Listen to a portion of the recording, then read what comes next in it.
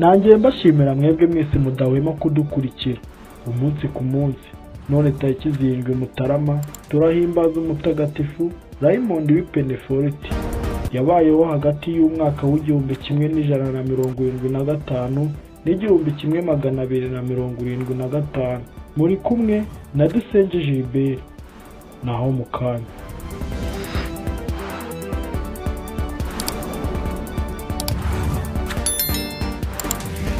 Umusaseridoti Raymond w'i Penyafort. Raymond yavukiye Penyafort mu gihugu cya Espagne mu mwaka w'1175. Yabaye ikirangirire cyane mu bwenge bw'amashuri no mu mico ya Gikristo. Amashuri ye yayarangirije muri kaminuza y'i Pologne, ari naho yahawe umurimo asohotse muri kaminuza.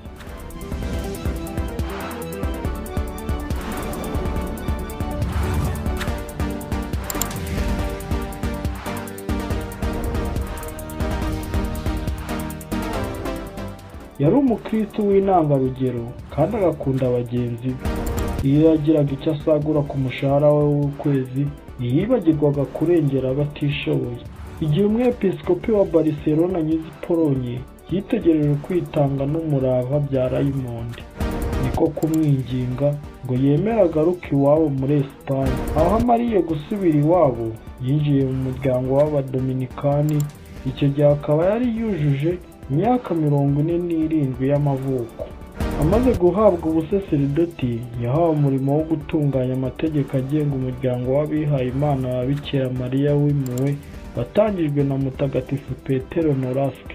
Nyuma yaho Papa Gregory wa 9 yamutumiye i Roma, ahamara imyaka 4, hanyuma atorerwa kuba umukuru w'umuryango w'Abadominikani.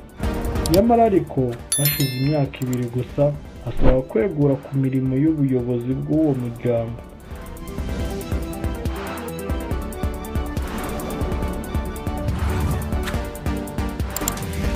Banamusabye kuba umwepiskopi wa Tarragoni, nabyo arabibahakanira. We yishakiraga gusa kwamamaza ijambo ry'Imana mu Bayahudi no mu Bayisilamu bo muri Espagne kugira ngo abayobore inzira y'Ubukristo. Ni nayo mpamvu muri icyo gihe yihatiye kwiga ururimi rw'Igiheburayi n'Icyarabu. Nawe kandi wagiriye inama Mutagatifu Thomas wa Aquin ngo yandike igitabo gikubiyemo kwemera kw'Abakristo kugira ngo kijye gifasha abasaseridoti mu nyigisho zabo. Mwari kumwe na Dusenge Gilbert. Bonera no kwifuriza umunsi mukuru mwebwe mwese muhimbaza Umutagatifu Raymond. Amahoro y'Imana akomeza abane nawe. Naho ubutaha.